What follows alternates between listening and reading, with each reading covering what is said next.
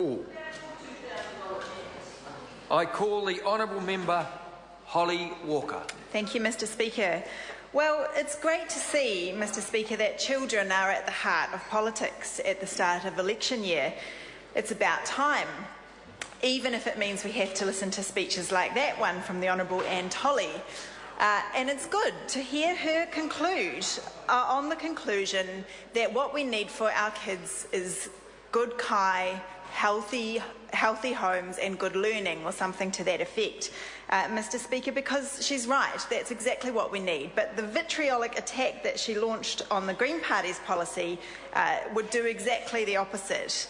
Mr. Speaker, at a time when 270,000 children are living in poverty and 1 in 5 suffer from the kind of severe material deprivation that the Honourable Anne Tolley has just outlined, when they can't learn, when their health is compromised and when they have no chance at a good life and a fair future, that is the time to ask the question of how we can best take care of those children. And there is a stark difference in the prescriptions that we have heard from the 3 major political parties so far this year.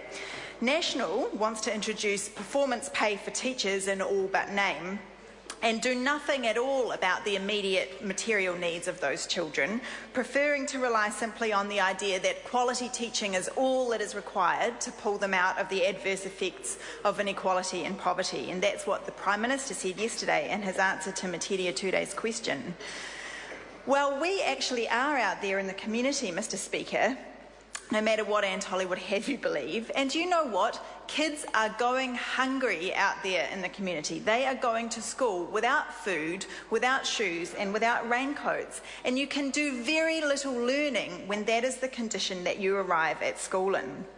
So by contrast, the Green Party's vision focuses on investing in our children's health and well-being directly, not indirectly. Now, we agree that schools are an essential tool in eliminating some of the effects of poverty and inequality, but we take a much more hands-on approach to doing that than this national government.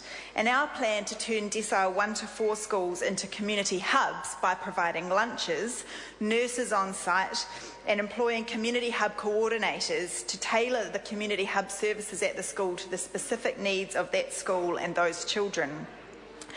Would have a far more beneficial effect on the direct material deprivation that many children are suffering than simply putting a bunch of executive principals in suits with $60,000 pay rises in charge of those schools. And Mr. Speaker, I think what you've heard this week is a vision of what an alternative government could do for children, because combined with the Labour Party's policy of investing in the preschool years with more paid parental leave, with greater family support payments and with greater investment in early childhood education, you start to get a picture of what a progressive, green influence government could do for our children. It's a very exciting vision in my view, Mr. Speaker, but it couldn't be more different from the kind of top-down, bureaucratic, divisive policies promoted by this national government. And the dismissive, casual attitude of our government towards children has never been more evident than in the comments of the Prime Minister in the House earlier this week, when he said, "Give the odd kid a lunch. That is not actually going to solve the problem." Well, I tell you what, Mr. Speaker, it's a lot more than the odd kid. It's tens of thousands of children in schools around the country, and it actually will go a really long way towards solving the problem of the impact of poverty and inequality on our kids' education. I think it'll do a lot more than a bunch of executive principals earning extra $60,000 a year. You can feed a lot of kids for that money, Mr. Speaker. Now, Mr. Speaker, the Greens do support investing in teachers, and we do support that undervalued workforce gets a better recognition for the vital work that they do. But we wouldn't do it the way that the government has prescribed, and we would never claim that good teaching alone could solve the problems in educational attainment that are linked to poverty and inequality. When kids are going to school without food and shoes and raincoats and with skin infections and respiratory diseases, they have no chance of learning. They have no chance of a good life and a fair future. And our Schools at the Heart proposal to make schools the community hubs that they can be and should be, would do a much better job. And I want to conclude with the words of the New Zealand Principals Federation President Philip Harding, who I trust a lot more than the Prime Minister, who said, "This is a superb initiative and it will make a huge difference for those kids that currently arrive at school unfed and unhealthy." And that's good enough for me, Mr. Speaker. Mr. Speaker. Sorry, this is a bit call.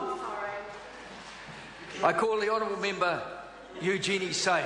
Tēnā koe, Mr. Speaker, thank you. Well, it was interesting that we had the previous National Speaker, our Minister, dismissing the whole MMP system, failing to recognise that list MPs have a constituency that extends over all of Aotearoa, New Zealand, and we are out there in the community. And I invite the Minister, the Honourable Anne Tolley, to get out there and lose an election, because as Russell Norman said earlier in this debate, the Green Party is ready to govern. We have the ideas, the experience and the credentials, and our focus in government would be on rebuilding a fairer New Zealand, building a sustainable economy and changing our laws and taxation system to better protect the environment which sustains us and our economy. And we know, as my colleague Holly Walker has outlined, that the single most important way to address some of our major social problems, such as crime, imprisonment, violence, is to reduce the gap between rich and poor. And that's why we've got solutions which will make a real difference, like our schools as heart and hubs of the community. That's why we have policies in housing, like a warrant of fitness for rental housing, to reduce the number of cold, damp homes that will make children and families sick in winter. We want rental housing to meet a minimum standard. Mr. Speaker, everyone has a right to decent housing, just as everyone has a right to clean water, and a progressive Green government would work to do both of those things. Because we know that New Zealanders are worried about our rivers and lakes. They want them better managed. They want less farm runoff. Lincoln University late last year had published the results of its long-standing survey of perceptions of the state of our environment. Respondents said that freshwater management was our most important domestic environmental issue, just as they did in the 2010 and 2008 surveys. So that is the national government's legacy to Kiwis, an increasing number of dirty, polluted rivers which are unfit for swimming. 2/3 of the monitored sites on